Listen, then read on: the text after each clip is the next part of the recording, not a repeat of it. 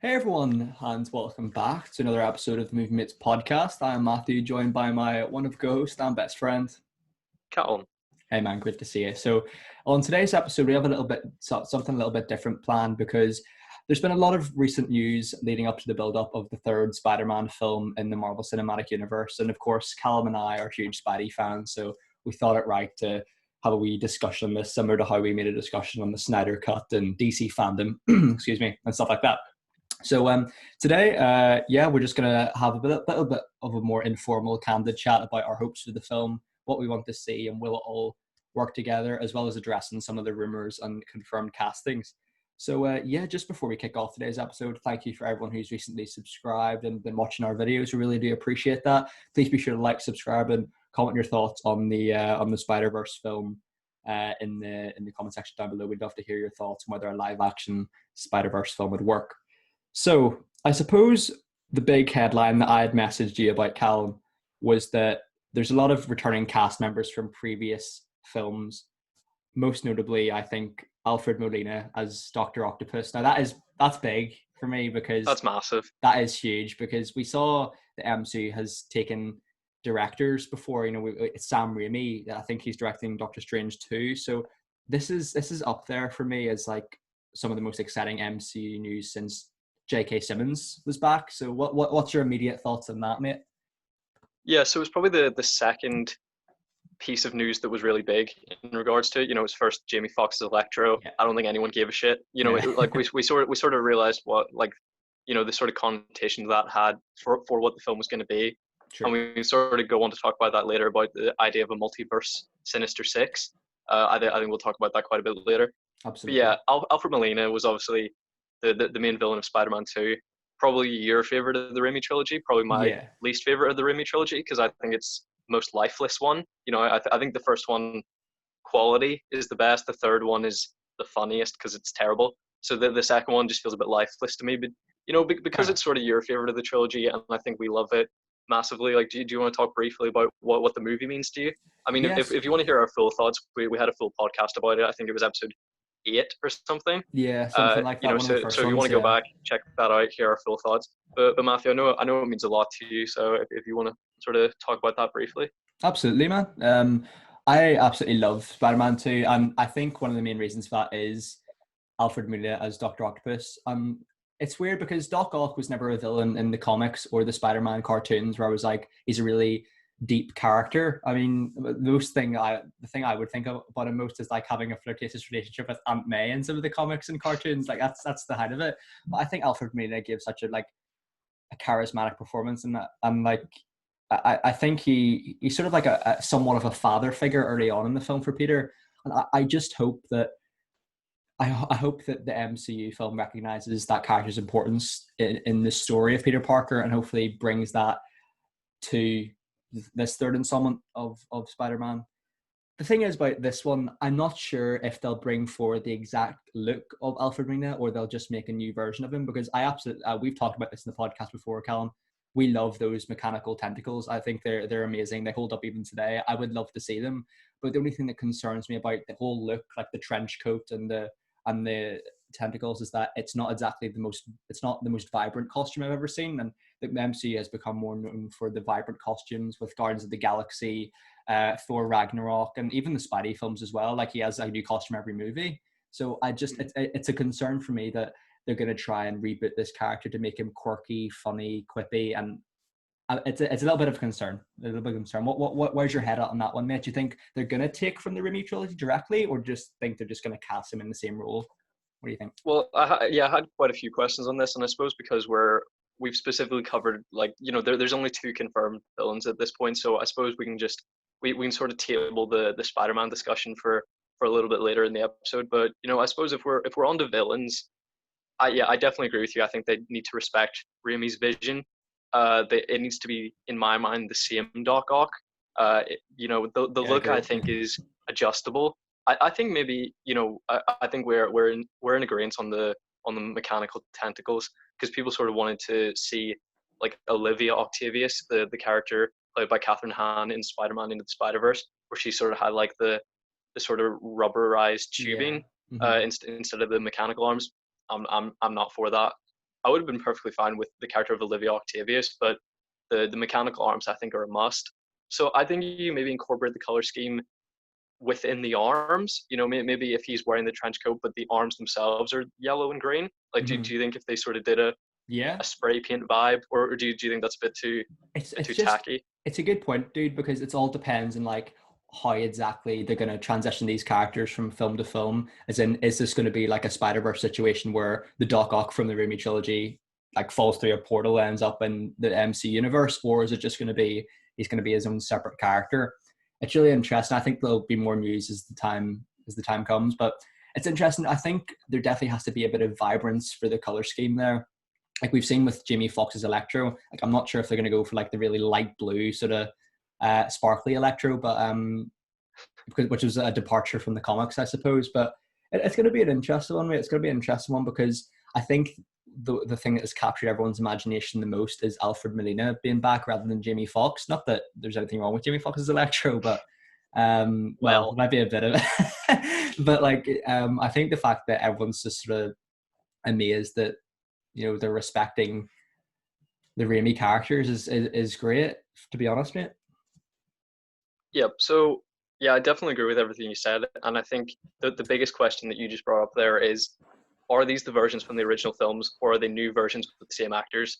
And I just wanted to throw out a couple of scenarios that you can maybe say which would be your ideal scenario, which do you think they're actually going to go with? Okay. So one potential scenario is that they're time displaced versions of when they actually hated Spider-Man, because obviously Spider-Man 2 ends with Peter revealing himself as Spider-Man to Mary Jane, Doc Ock realizing that, sacrificing himself, him going up with the sort of miniaturized sun. So if he was to still hate Spider-Man and even be alive, it would have to be, and for that to be the same character, he would have had to have been like plucked out of time and space, and like halfway absolutely. through that movie, that's when the portal comes. So that's one option. The other is, because the only villain in the entire Raimi trilogy, and I suppose in the Andrew Garfield not trilogy, in the Amazing Spider-Man films, who were the only villains that were actually left evil by the end and like completely unredeemed or not in prison, was Green Goblin from Spider-Man 1, because he was killed before he was able to be redeemed. So really, and even then that was like the derangement, from an experiment gone wrong. Yeah. So I don't know why they would choose the evil life again if they're from the original films, unless they're time displaced or blackmailed by whoever the leader is, or some sort of interdimensional travel sickness, where they just go crazy for no reason. Sort of I suppose if they're being brought into the MCU, it wouldn't be surprising if they're just crazy for no reason. Yeah, literally.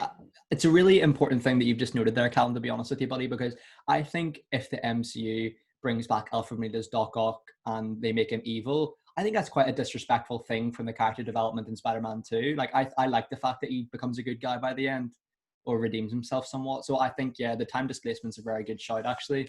And it probably, if it ends up being a Sinister Six style, a lot of Spidey villains in there, I hope they do go on with that. And it's weird because like all these, with a lot of Sony films coming out these days, like it is, even for me as a comic book fan, like it's hard to keep track these days with like Venom and Morbius as well, because we've seen that it appears as if Michael Keaton might be in that.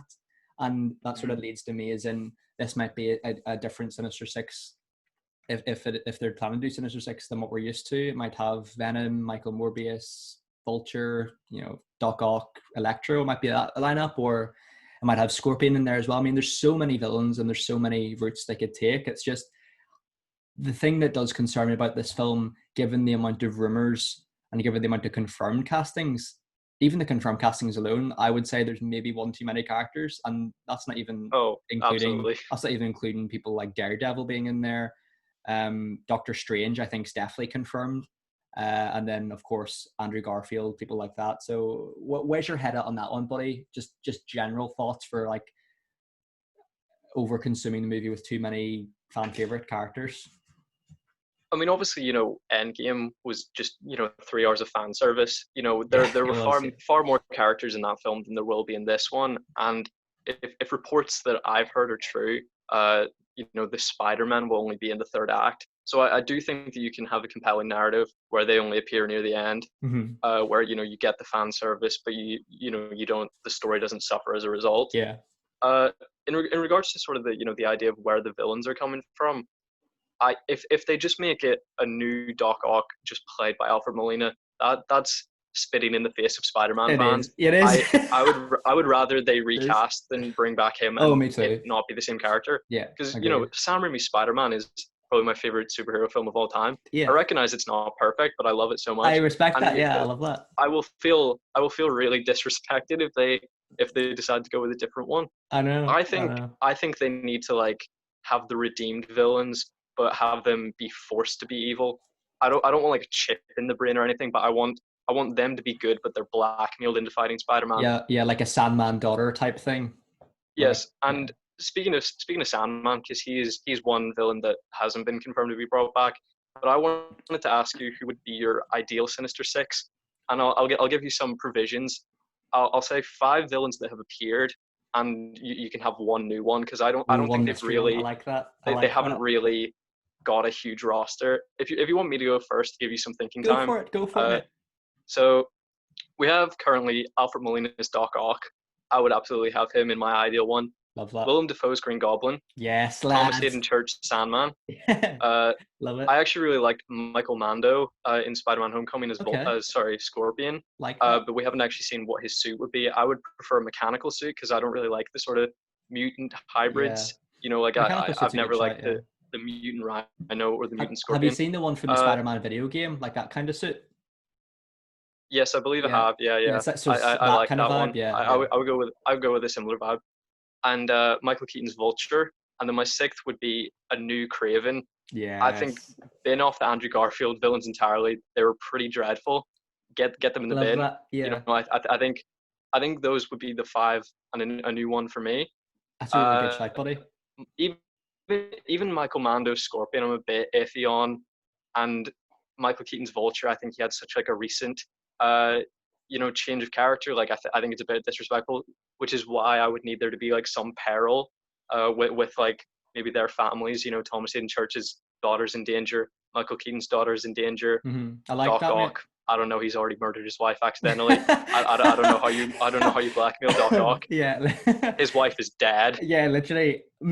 That's such a good lineup, and you've actually raised a point in my head that I want to sort of suggest to you before I get into my lineup. Does the fact that the director John Watts, isn't it? John Watts.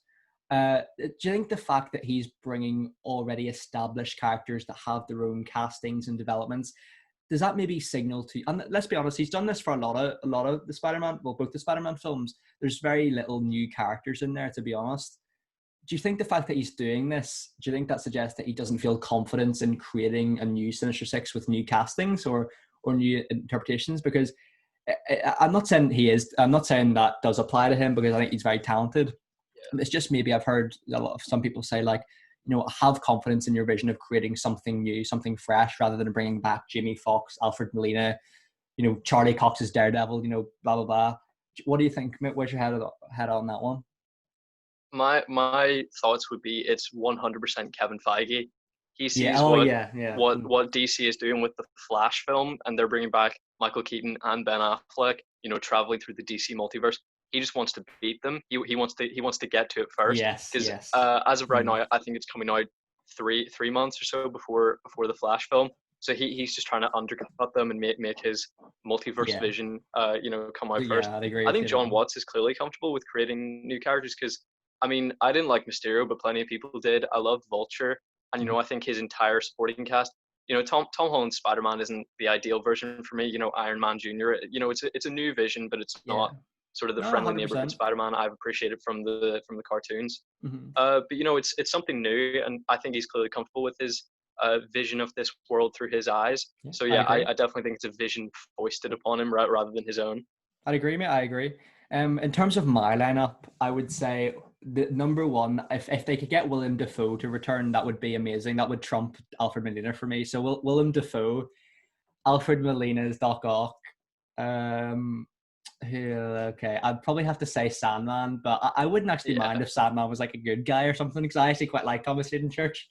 Who else? I actually wouldn't mind, like, I don't think Venom would fit in very well with the Sinister Six because he's kind of a good guy, but I'll put Venom in there for the time being. And then I'll also have, let me just got my list here. I'd actually would have Electro.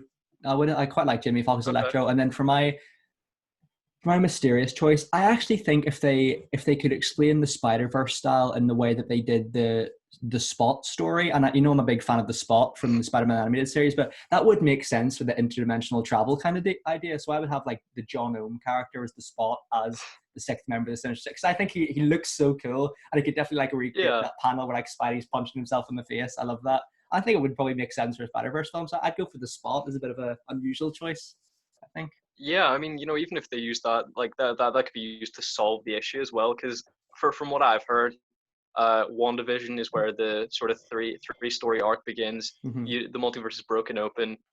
Spider-Man deals with it, and then Doctor Strange solves it. So I mean, even a character like that could be used to solve it. I mean, they're not obviously going to use the Spot. Yeah, but I think there's logic there, definitely. I think Mysterio though, if not the Spot, Mysterio, because I think Jake Gyllenhaal's amazing as that character, and it's sort of the similar thing to like, you don't know whether he's dead or not. I suppose that's part of the illusion of the character. So no, Mysterio as well, I think, for that lineup. Yeah, that was sort of my issue with Jake Gyllenhaal's Mysterio, because they established, for to give it like a 21st century spin, it was basically just a special effects team, and he was just the front guy, which was sort of why it sort of makes it difficult to put him in a Sinister Six, because he needs the assistance of like his multiple like special effects experts. That's a good point, dude. Like it wasn't like he was just holograms. He wasn't like animatronics and like dangerous illusions. It was literally just drones projecting images. Like I think that works for one film, but I don't think that'll ever work again. I hope he's dead. Yeah. The more and more I think about that film, dude, the more and more I think like that was a crazy idea. Like I cannot believe that made it. Like it's a good idea, but I cannot believe that made it through like the editing room floor. Like let's just bring back these really minor side characters for Iron Man 1 and stuff like that, and like make them be like the actual villains and just have Jake Gyllenhaal, as you said, like the front guy for it. Like it worked, I think, because it was interesting. But like I would not have expected that from any of the trailers or stuff we've seen. That was really out there. Like I love that. But it worked for one film. Yeah, I agree. 100%. 100%. It's like a one-time use kind of thing, isn't it? Yeah. Now, for me, dude, the biggest sort of rumor that I had sort of seen that had excited me the most was that Tobey Maguire has been spotted at a costume fitting. Yeah. No. This really excites me because Tobey Maguire is barely in any films these days. He just has a producer role. So the fact that he's actually not in his house, that excites me. Like he's still got them. Like he's a decent shape. Like he's not like. Well, here's what I was gonna say. We'll talk about. I mean, if we want to quickly like ream off who is 100% confirmed. Okay. So there's obviously the original cast of like Spider-Man: Homecoming, Spider-Man: Far From Home. Sure. Then Andrew Garfield is reportedly in. He's reportedly 100% in. Yeah. Kirsten Dunst apparently 100% in. Benedict Cumberbatch. Who else is there? Benedict Cumberbatch is 100% in. I think Elizabeth Olsen's like semi-rumored. Yeah. I've heard a few things. Emma Stone reportedly in talks.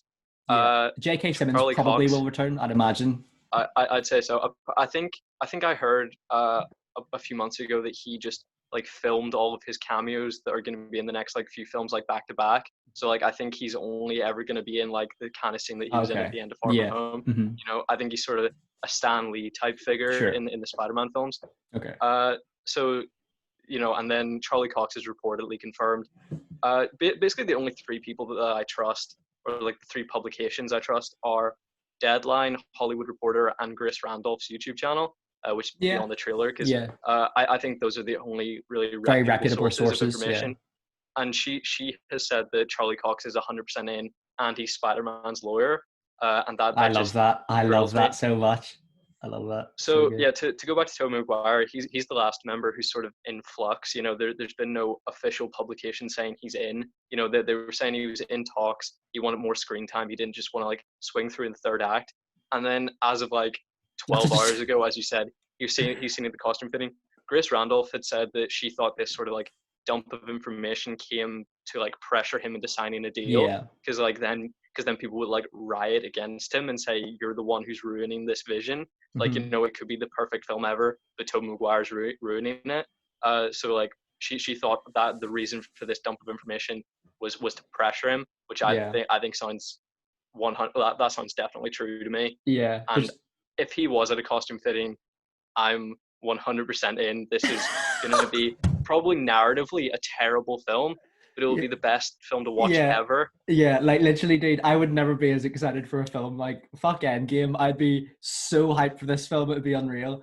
The thing that concerns, that's such a Tobey Maguire thing to do, to demand being like an integral main character in the film. No, such a classic Tobey I think it's fair. Let's give him the benefit of the doubt. Yeah, maybe he's like, well, you know, plenty of like, you know, casual audience members just want to see Spider-Man swing through a different Spider-Man. That's cool. That's fun. But maybe he was like, for the sake of the fans, I want to give him a bit more depth. You know, I'm going to give him the benefit of the doubt. Yeah, 100%. I mean, I have told you that my favorite ever Tobey Maguire story is that reportedly when at a casino game organized by Molly Bloom, he offered to give her a $1,000 chip in order to have her bark like a seal, allegedly. It's my favorite Tobey Maguire story ever. So good. But I think he's a better person now. He's in a better place. I think he can be Spider-Man again. Although what does concern me is, you know, you sort of said he's in a decent shape, but I mean, if like literally he's, you know, going from, you know, refusing to sign a deal to being in talks and then finally agreeing, and then he's like in costume within like a few days, because like, you know, they're already filming, and I imagine they had like, you know, like they have a lot of contingencies in place, so they probably had plans if he, you know, said no, like flat out no, they'd probably have someone to come replace him, maybe Jake Johnson or something, like as a fun thing. That'd be good. That'd be really good. Yeah. Like I think that was maybe, but like in my mind, like they probably had a lot of contingencies, but they've probably already like mocked up like a Tobey Maguire like you'd 21st think so. century. Yeah. Well, like not 21st century, but you know, like a newer version modern, of that original suit.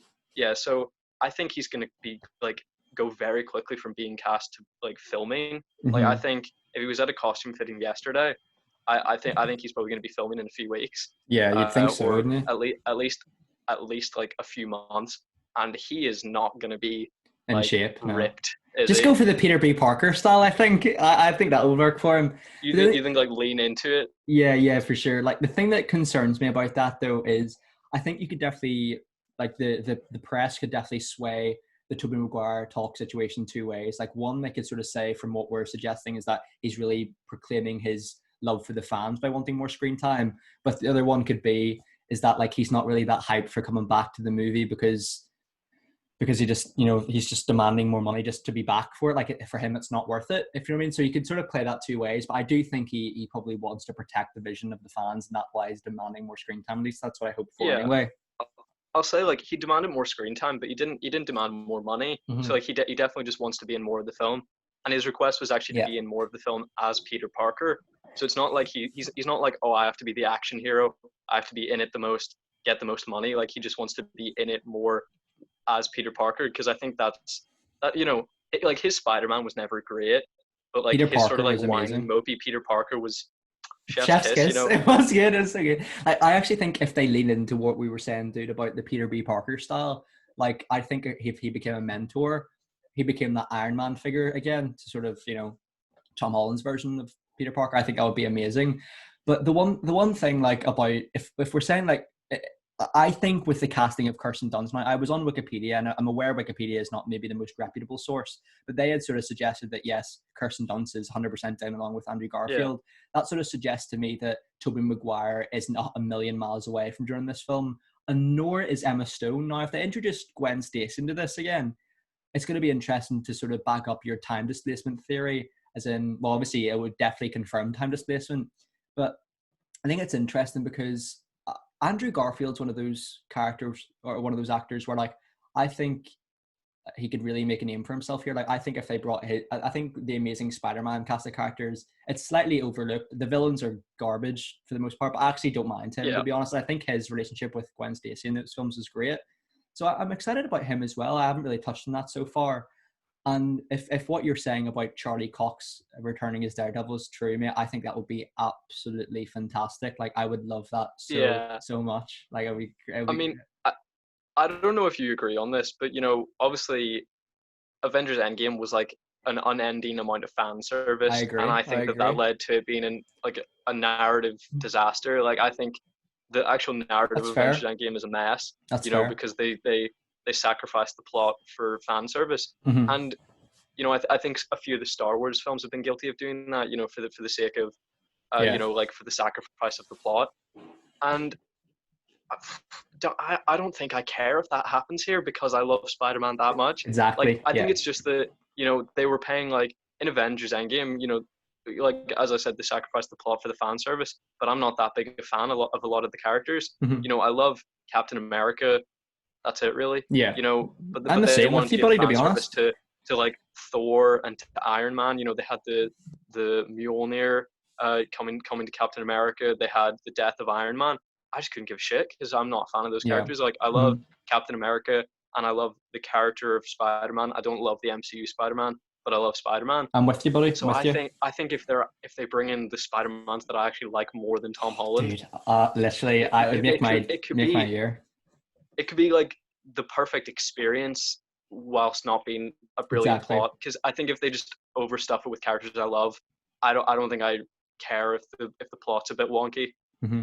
And the thing is, buddy, like, the ending of Spider-Man 3 with Tobey and Kirsten Dunst, like, I thought it was a decent ending for the time, but I think there's definitely, I think we all agreed that, there was maybe unfinished business there. I mean, I think Spider-Man, I saw an interview the other day about, like, Tobey Maguire talking about Spider-Man for, like, days or weeks before it was actually cancelled. Yeah, it was like 4 days before it was cancelled. I've seen that as well. I know, and it's sort of a situation where I kind of wanted to bring in a character who I haven't really been discussed as much recently, and that's Uncle Ben. Now, I think in the second Spidey film, Far From Home, when we saw, we saw that there could have been a potential Uncle Ben reference with the gravestone. I think in that review we actually pointed out we'd rather an Uncle Ben gravestone rather than a Tony Stark one. But I sort of wanted to suggest that if we're going to introduce Uncle Ben, obviously Cliff Robertson it has passed away since, and I think it would be very disrespectful to have him back again. But I was sort of thinking maybe, and this is probably my bias towards this actor in a TV show that I like, but I was thinking, right, as a potential Uncle Ben casting, Michael Rapaport, right? What's your thoughts on that? I don't know, Michael Rapaport. I'll Google him. I know the name. This guy, he's the guy. He's the dad from Atypical. I don't know if you definitely would recognize him. Oh yeah, no, he's fantastic. Yeah. I think I'd love him as Uncle Ben. No, do you think they're going to bring in do you think they're going to bring in Uncle Ben in this film, or do you think they're going to lean towards that, or what do you reckon? Well, yeah. Now that we know that we're trying to get this episode to podcast length, we can just talk about whatever tangential stuff we're able to. But going back to sort of the idea of, like, the Uncle Ben gravestone. Yeah, I mean, I don't know if we actually touched upon this that much in our Far From Home review because we recorded it 3 different times, so I actually don't know what made it into the final one. But sort of the idea that Peter didn't feel Tony, like that. This sort of the meaning of that scene is like, oh, everyone around you dies because you're not good at your job. But the only person that Spider-Man is usually responsible for the death of is Uncle Ben. Yeah. So the only person that would have made sense for that to hammer home the point that everybody around him that he loves dies because of him. Uncle Ben's the only suitable candidate for that. Like, it made no sense that was Tony Stark because he chose to make that sacrifice. It's a great point. I just don't think they can have a new Uncle Ben. Yeah, like, I know what you mean. Well, I think they're too far along to have the meaning of Uncle Ben for Tom Holland's Spider-Man. So I think already Tom Holland doesn't need an Uncle Ben. Well, he should have had one, but I think it's too late now. And I think, like, Martin Sheen was admirable, but I think if you're going to have a message from Uncle Ben, you can have archival footage of Cliff Robertson. Archival footage, 100%, yeah. That'd be amazing. I think his voice, or even, like, if they just replay, like, the scene in the car or something, just to maybe give Tobey Maguire a bit more motivation in the film. Obviously that can't be universally applied. Like, you know, like Love that, yeah. Tom Holland was like, who is this grandfather? You know, like I don't think it's gonna be helpful. Oh, brilliant. But you know, Yeah. I think they can do it really respectfully, Love where they that. bring back the only good Uncle Ben, really. Yeah, dude. The one thing that would even trump a Tobey Maguire casting is Rosemary Harris. If she came back as Aunt May, I would love it. Obviously, she's not going to, but I love what she did. I love what she did. I've made a wee note here. Go ahead, mate. Just to go back, like I forgot to mention. Sorry, like You're okay. you froze for a second, and I You're okay. didn't hear you were speaking. But something I found unsettling was, do you know that Alfred Molina is English? Yeah, he's from like London. He's from like Paddington, London. I thought he was like Yeah, no, like I Spanish or watched an American. interview, and it was so upsetting to listen to. Like, I don't know, it was awful. Like, it was like when you told me that Rosemary Harris was English, I just didn't believe you. I thought she was like one of those like Shakespearean American actors who sort of Yes, speaks with that, me you too. know, Actually, yeah. the is it the mid Atlantic? Do you know like the mid Atlantic accent where like I know. it's sort Yeah, of I like know what you're going for. Yeah, it's I think like it's what something like that. Audrey Yeah. Hepburn did and Sure. stuff, and and like Vivian Leigh, you know, where Vivian they Leigh. would sort Yeah. of like put an English twang on their American accent. Like I thought that's what she was doing as like a Me too. classically trained actress. And then when I just found out that she was fully English, it Yeah, I know. upset It's me. weird. It's weird. Like I Alfred felt Molina. betrayed. I can't believe Alfred Molina is like 67. He looks like in his 50s. He looks so young. Yeah, can I just say, if Yeah, Alfred Molina is like, if he's been cast as a different version of Doc Ock and he's not like a time displaced version of the Spider-Man 2 Doc Ock, yeah, he needs to have an accent. Like he needs to do like yeah. The Doc Ock the accent. German or the Yeah. what country is Doc Ock meant I to don't be from in know. the animated series? I don't know. Is he like Russian? I don't think it's Germany. It might be like Russia or like Latin. Maybe he's from like where's Doctor Doom from? Like Latveria or something? Latveria. I don't know if it's somewhere like that. Probably not. But like Yeah, I don't know if they directly name dropped it. Either way, like it's a bad accent. Like, you know, if that's the voice actor trying to do a German or a Russian accent, he's just bad at accents. So like I yeah, think the fact that we literally. can't determine it is just is indicative of the fact it was not a good voice performance. It says here, Doc Ock is from New York.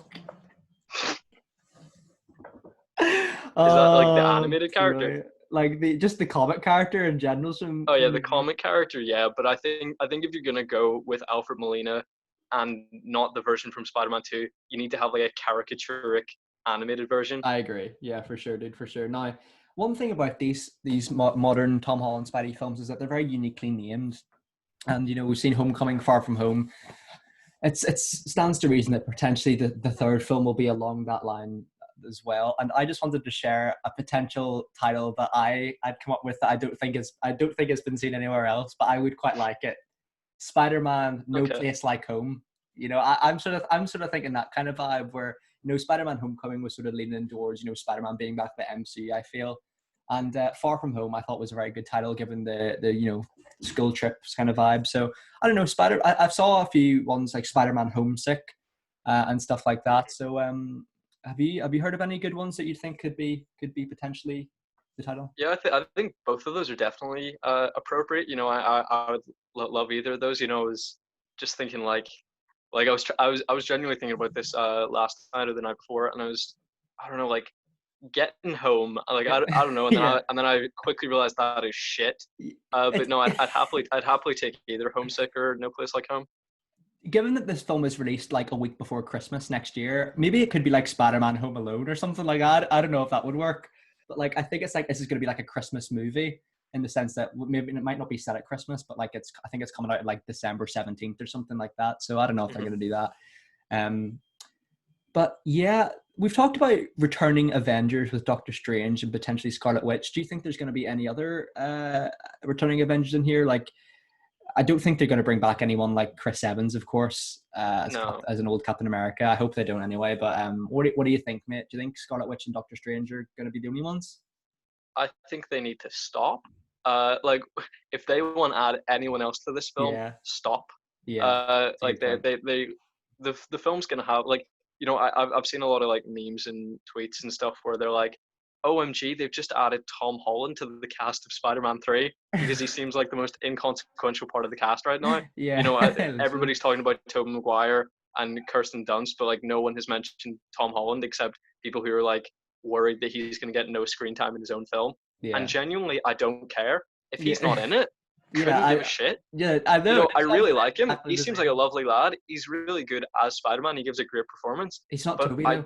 He's I not would Tobey. just so much, well, because we know it, like, if we don't see Tom Holland much in this film, we know there's going to be a Spider-Man 4. We know there's going to be another Avengers film, maybe a young Avengers film where he takes a more senior, like leadership role. Yeah. We know if we don't see much of him in this film, we'll see him somewhere else, a bigger role 2 years down the line. Sure. But this might be the last time we ever see Tobey Maguire or Andrew Garfield as Spider-Man. Exactly. And I just want to get the most of that as possible. Exactly, for sure. Like, they've got to make sure they got it right. Like, I really don't care if the villains are developed. Like, I think that's the genius in bringing in like multiverse, Sinister Six characters, because they don't need a defined story arc. They don't need any backstory or context. Just explain how they got there, and that's it. 100%. 100%. The rest of it is established in the films that we've seen before. So I don't really care how much we see of the villains. I just want Tobey Maguire. Like, even Andrew Garfield, I'll take or leave. Tobey Maguire, like, I know. Although apparently I've heard from some places that part of his negotiations are to also agree to do a Spider-Man 4, and if they do a Spider-Man 4, I will lose my shit. Like, because dude, imagine. I mean, I suppose they are trying to capitalize on what DC is doing right now, and they have, they have the Batman running alongside the Justice League and the rest of the DC, like the worlds of DC. Mm-hmm. So I don't know if if it was a Spider-Man who then returns to his universe with the knowledge of like the MCU, then that's something different, and it's intrinsically connected to the MCU. Yeah, like it's part of the MCU, really. Yeah, so it's not like they're just doing a weird like offshoot franchise. Like, it is part of the MCU because he's returned back after having had an adventure with Tom Holland. That is my dream. I would absolutely love, and that could maybe tie into like Morbius being a film. Like with the Raimi costume being shown in that trailer. Like, if they ended up doing a Spider-Man 4 where Morbius was the villain or something, I don't know, or Morbius is like helping Spider or something, I don't know. But dude, I would absolutely lose my marbles if a Spider-Man 4 was confirmed. Even if Tobey Maguire's back for this will be the easily most hyped film I'll have ever experienced. Like, Endgame, I don't think could compete with Tobey Maguire coming back, if I'm honest, Nate. And just that's just where my head's at. I think it's probably the same with you. I felt really hollow just watching the portal scenes of Avengers Endgame. I did not care whatsoever, because they like had bastardized my favorite characters. Yeah.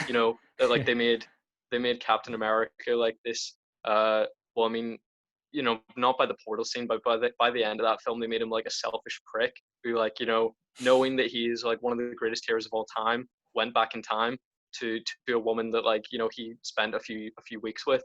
It did not feel in character. Mm-hmm. And then Iron Man, they killed off, couldn't give shit. Thor, they made him the butt of the joke and sort of took away all of the development that he had in Thor Ragnarok. So I felt I really resented the film by the end of it. Mm-hmm. But if even a third act, like, if that's as much as I'm possibly gonna get, it's something. Yeah, and it's 100%. genius. 100%, so I will be happy with whatever crumbs of Tobey they give me. For sure. Me too, buddy. I actually don't have any more notes on the Spider-Verse film. Anything from you, Callum? I was just gonna, talk about, as I sort of, said to you earlier, really the big question around this is, will this work? And I want to talk to you about, because obviously Sony had the huge success of Spider-Man Into the Spider-Verse just 2 years ago, and I just wondered, is an MCU Spider-Verse movie coming too soon after the animated film? Because I'm thrilled about it, but it is definitely too soon. Like, Mm-hmm. I think if the animated film was a massive flop, it wouldn't be a concern.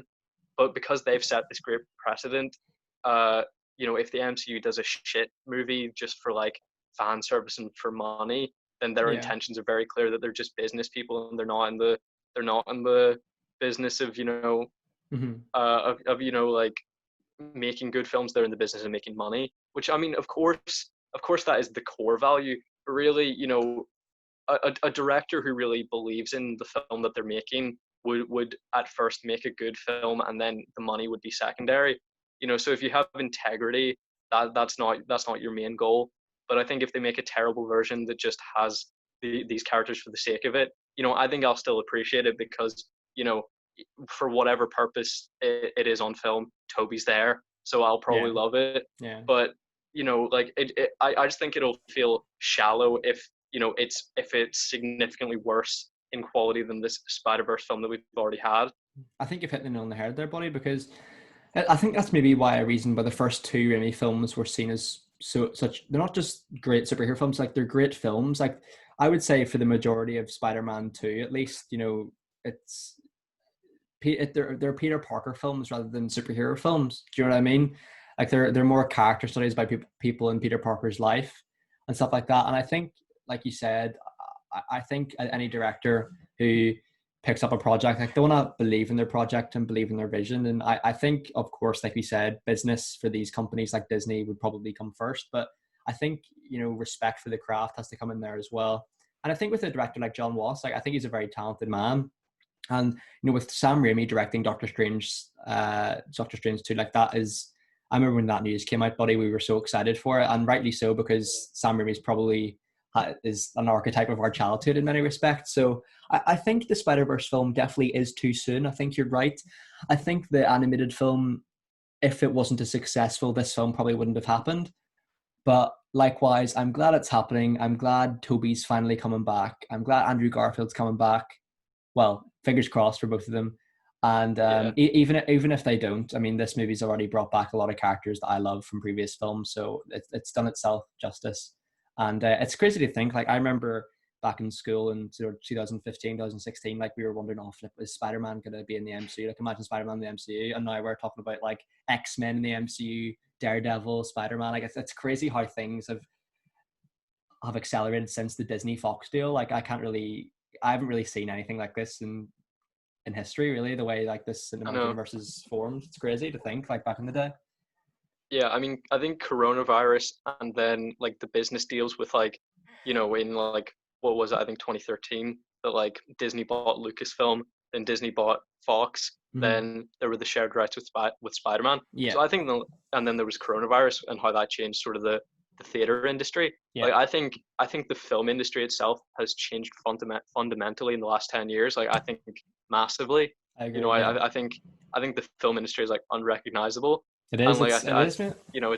It's really it's interesting to watch, but obviously some of that is through bad circumstances. Yeah. And even the corporate greed of Disney to be buying everything. If like 1 in 2 movies that's released is a Disney film, there's corporate greed there that is undeniable. I think it's kind of a similar thing to like in sports, like if there's really if Disney in this case like the one successful team that wins everything, like the competitive value in cinema is just not there. And I think, like, don't get me wrong, I think Disney's done really well to acquire all these properties, and I think they've done the MCU and for the most part Star Wars justice. But I don't know. I think like we probably won't see films like the original Raimi trilogy for quite some time, if ever. And films like the original X-Men and films like that. And like it is sort of sad in a way as well, the way things have progressed so quickly. But likewise, I'm glad that at least the people who are running Marvel and Disney, like they do recognize that this is what the fans want. They want Tobey back. Some of them want Andrew Garfield back. Yeah. And you know what I mean? Like, I think, to give credit to Kevin Feige, like I think he knows what he's doing. Like for the most part, even if maybe business is probably his priority. But yeah, I mean, my issue with how Disney makes films now is that they don't take any risks. Yes. Like with The Last Jedi, they took a couple of risks. Hiring Rian Johnson and then him making it a bit weird. And I quite like that film. But then, they caught such a big fan backlash that, they retreated in this corner where they're, for the future, they're only going to make probably like bland, safe, crowd-pleasing movies. Yeah. Or, like things that they know are going to do well. Like, I think the days of them taking risks are over, which I think is just a bit disappointing. So I agree with you. I don't think we'll ever see a Marvel film like some of the X-Men films that we saw in like the Raimi trilogy. But for an episode where we've talked a lot about Spider-Man, it was very weird to me that actually it was like the news that Daredevil was coming that like tipped me over the edge of excitement, Mm-hmm. because I was so unwilling to believe it, because I really just thought that Kevin Feige hated the TV division so much he would just, bin off Yeah. everybody. Literally. And according to Grace Randall from Beyond the Trailer, he apparently likes Charlie Cox, Daredevil. He likes Vincent D'Onofrio as Kingpin. He likes Kristen Ritter as Jessica Jones. And then I think everyone else he's just willing to either get rid of or recast. And I think recasting is a huge mistake. Absolutely. I think absolutely. like it is always in my mind, I would rather not see a character again than you like disrespect the actor by recasting them. Because Finn Jones was, people had a lot of issues with Finn I thought it was Jones, okay. but I think it was the context that the people didn't want a white actor playing Danny Rand, so that sort of put him in a bad position to begin with. And then people saw the show and it didn't impress them. But I thought the first season was serviceable and that the second season was actually good. Yeah, so I agree with you as on the that character of consensus, Iron Fist, I don't think anyone cares about the character of Iron Fist enough that they're like, we need to see him again, but cast a better actor. I think if you're so desperate to see him again, you would tolerate Finn Jones again. Because, I've seen the only really, because I don't read comics, but, I watch a lot of cartoons. And, I sort of got into Ultimate Spider-Man briefly, and he's sort of a supporting character in that. And he's exactly as he is presented in the Iron Fist TV series. Like he's quite annoying, and he's, spouting all of these metaphors and spiritual teachings when no one's asked for them, and that's exactly what Finn Jones did. Exactly, and I think in a comical way. So I don't know how you get a better actor for that. Like, it's a really good point. I really didn't have an issue with anything Finn Jones did, and I think Mike Coulter is perfect as Luke Cage. Yeah, I think absolutely. I love that show. I absolutely love it. I think it might just be that Kevin Feige is sort of reluctant to cast TV actors. There's actors that he clearly doesn't believe will translate to film, and I think Mike Coulter is probably the one he views in that way, which is really disappointing, because I think you could easily do a Disney Plus like TV movie of the Defenders again. I agree. And if you use that same cast, I'd be thrilled. It's a similar thing. Like I think I quite like Elodie Young as Electra as well. She's like a character that's kind of forgotten about. I think she's great, and the fact that she's never been seen again, I think there's a real possibility to bring her back for a movie or TV show. I quite like John Bernthal as the Punisher. I think he's good. He's the one I forgot. He like Kevin Feige likes John Bernthal. Apparently. That's fair enough. And I think the only Netflix character that has the star power and also the audience consensus to bring back is probably Daredevil. And I say that reluctantly because there's a lot of good characters in there that I wish did have that popularity. But as Charlie Cox comes back as Daredevil, like I think that would be absolutely incredible for the TV show. I think if that movie did well and his performance or his appearance in the film is praised, I think that maybe could open the door for season 4. But that being said, I'm not sure if I would want season 4 at this point, because I thought season 3 was such a definitive ending. But that being said, with the Bullseye character, I think you could do some more with that. And like we said, I think, like you said, dude, there is room for the Defenders on Disney Plus, I think. And we haven't even mentioned characters like Misty Knight and characters like that. And I'm not too sorry to see her go. I was never really a massive fan of that character. Yeah. I think like even if they brought back Daredevil Matt Murdock rather as Peter Parker's lawyer, I think that could definitely open the door for the She-Hulk character as well as an introduction before her TV show. I think that could be a possibility. And I just think there's so many new possibilities now if they're going to use the multiverse. I think it is the right time to introduce that, although I think it maybe is the wrong time to introduce a Spider-Man character as the focal point of that. I think I've always preferred Spider-Man with more grounded stories like we've sort of seen in Homecoming and Far From Home.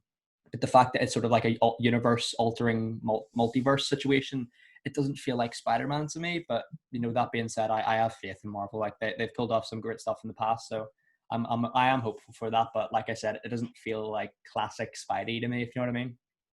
Yeah, and people have sort of said that, the Thanos arc only lasted 2 films, which isn't really accurate anyway. They say the Thanos arc was Avengers Infinity War and Avengers Endgame, but it started all the way back in Avengers. So that was 7 years. Whereas, this entire multiversal arc, which is undoubtedly, and inarguably a bigger saga than Infinity War, like than the Infinity Saga should have been, is going to be covered in a TV show and 2 films, and that's it.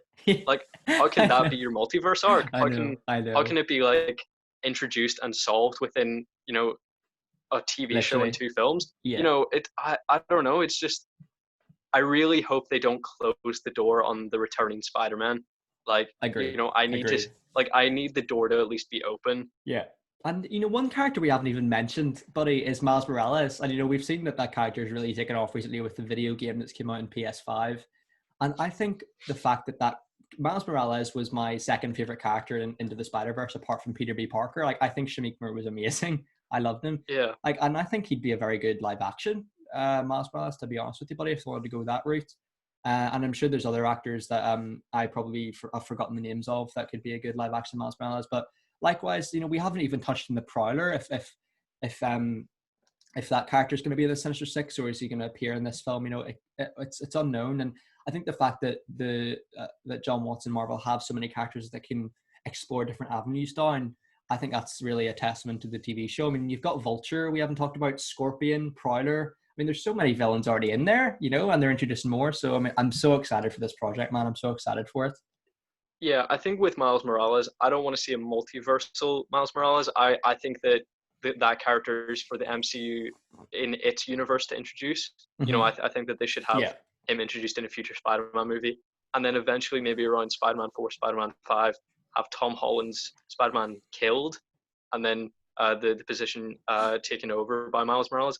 Because in sort of Ultimate Spider-Man, it's basically the main universe of the Spider-Man that we're watching is Earth 1 essentially, and then Earth 2 is where Miles Morales is, where and that's sort of the same situation with Into the Spider-Verse, where like Universe 1 is Peter B. Parker, Universe 2 is like blonde Peter Parker, and then that universe is where he dies. Yeah, I don't want to see like an established Miles Morales coming from a universe where Spider-Man is already dead.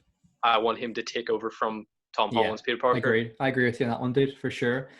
What's your thoughts, buddy, on having live action iterations of voice characters? So like Jake Johnson, Chris Pine, Shameik Moore, Christopher Daniel Barnes, Josh Keaton. Like, how good would that be? Like the way like the DC TV shows have done like a Kevin Conroy kind of vibe here. I think specifically Shameik Moore, Jake Johnson, and Chris Pine would work. I'm not sure about Josh Keaton and Christopher Daniel Barnes. Yeah, I mean, I think they're obviously not going to be visually representative of Spider-Man. Daniel Barnes in a Spidey costume.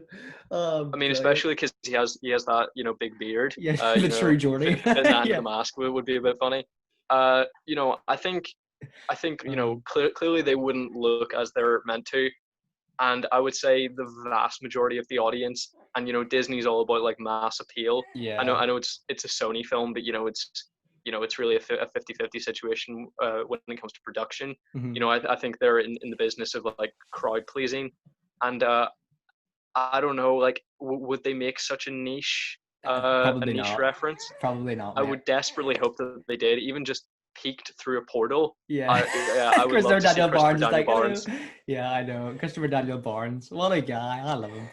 I mean, he is a Disney alum. He's Prince Eric in The Little Mermaid. So I mean, he has an established relationship with the company, I guess. Yeah, and he's came back for video games as well. He's came back for video games. So you never know. You never know these days. Like Josh Keaton looks reasonably like Peter Parker. Where I would say like he can probably come back, but I don't know. Like Jake Johnson, I would love. Like that was a good shout from you earlier on. I think that would be amazing. Chris Pine as well. Yeah, I would say he looks about like he looks roughly like Peter B. Parker, roughly. Yeah. To be your Chris Pine, I just keep seeing like Steve Trevor, like Captain Kirk. It would be hard to see Peter Parker and Chris Pine, but that being said, buddy, I don't have anything else really to mention. Anything from you? No, I have nothing else. Is this episode like time codable? Do you think?